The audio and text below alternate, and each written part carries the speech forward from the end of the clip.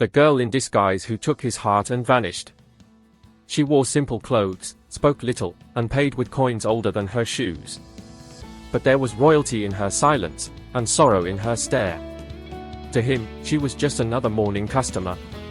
Until the day her face appeared on every screen in the city. Missing, billionaire's daughter. Last seen near local tea stall. Now, questions brew faster than the tea he pours. Was she real? Was he just a story she wanted to live for a moment? Or was this tea seller part of something much bigger, something the city isn't ready to uncover? Every morning, Karim brewed his first cup of tea at his small stall, a wooden crate under a faded cloth at the city's busiest roundabout. No signboard. People simply called him the chai boy. But his tea carried more than flavor. Each cup held silent stories, pain, joy, memories. One morning, amid the city's rush, he saw her. She came daily at 7:45 a.m., beige scarf, worn canvas shoes, eyes that seemed to belong to another world. Strong ginger tea, she'd say, placing a few coins down. Karim guessed at her story, maybe a runaway from a rich family, maybe an artist. But he poured the tea and stayed silent. Her eyes carried storms. She looked at him as though every other face in the city was fake, except his. His face wore truth, burned knuckles, a mother long gone, pain that didn't make noise. On the third morning, he asked, "Why do you come here every day? Do you belong to some other world?" She didn't answer. Just sipped, placed the cup down, and walked away. But as she left, she whispered, "You make the city feel a little less loud."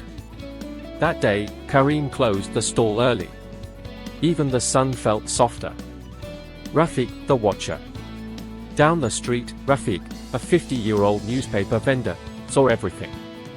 He treated Karim like a son, but warned, some faces aren't real, sometimes, they are just passing stories. The morning that changed everything. 7:45 a.m. came. Tea was ready. But she never showed, not that day, not the whole week. Then her face filled every screen. Daughter of Tycoon Malik Rahman, missing for 10 days. Last seen near a tea stall in South Karachi. The kettle slipped from Karim's hands. The note beneath the bench. That night, Karim didn't open his stall. Instead, he walked to the bench where Meher always Saturday. Her last teacup was still there, cold, with a sip untouched. As he cleaned the bench, his hand brushed against something beneath it, a folded napkin. On it, a single sentence. "Don't believe what they show. You're the only one who ever saw me. M." The city's chaos faded in that moment. Karim just stood there, the note burning in his hand.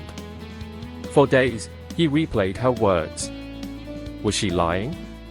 Hiding? Escaping? Running from someone? Rafiq noticed the change in him. "Son, I've seen too many stories start this way," he said. "And most don't end well." But Karim couldn't stop thinking about her. Then one evening, a message appeared on a cracked wall near the market in red spray paint. "Trust no one. Not even me." Below it, scratched into the brick. "K, you're next." Karim's chest tightened. Was this Meher's warning? From behind a dumpster, he spotted a shard of broken mirror. Behind it, a latch. He pulled. A section of wall swung open, revealing a narrow passage dimly lit by flickering bulbs. Inside, a cold, dusty storeroom waited. In the corner, an old projector, still warm. He pressed a button. Grainy footage flickered onto the wall, Meher, in her father's office, speaking urgently to someone unseen. "They are moving billions through fake charities. If I don't disappear quietly, I'll disappear loudly." Karim's breath caught. This wasn't just a runaway. She wasn't hiding from the world, she was warning it. The cup that spilled the truth. The projector went dark. Karim barely had time to think before the door slammed shut. "Karim," came a calm voice. "Faraz." But this time, he held a gun. "You were supposed to serve tea, not start a revolution," he said. You worked for her father, Karim replied. Faraz shook his head. I worked for the system. And Meher? She was a loose end. Just like you. He raised the gun. Bang. Faraz dropped, clutching his shoulder. At the tunnel entrance stood Rafiq, no longer the frail newspaper seller. His stance was steady, his eyes sharp, pistol in hand. Who are you? Karim asked. Let's just say. I was once the whistle Meher tried to blow, Rafiq said. She wasn't the first to find the truth. But she might be the last, unless we finish this. That night, Karim and Rafiq uploaded the footage everywhere, news sites, social media, YouTube. Headlines erupted. Rahman Corporation under investigation for massive charity fraud. Missing heiress exposes billion-dollar scam. The city could no longer ignore the truth. A week later, the tea stall reopened. Crowds gathered, journalists, students, strangers offering thanks. But Karim just kept pouring tea. Then a shadow fell over the bench. Beige scarf. Canvas. Shoes. Eyes filled with tears. Meher. She smiled.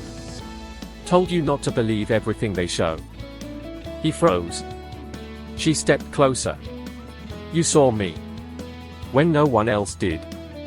Epilogue. Meher testified. Her father was arrested. The tea stall became a quiet symbol of truth. Karim was no longer just the chai boy. He was the man who conquered the city. With nothing but truth, tea, and an open heart.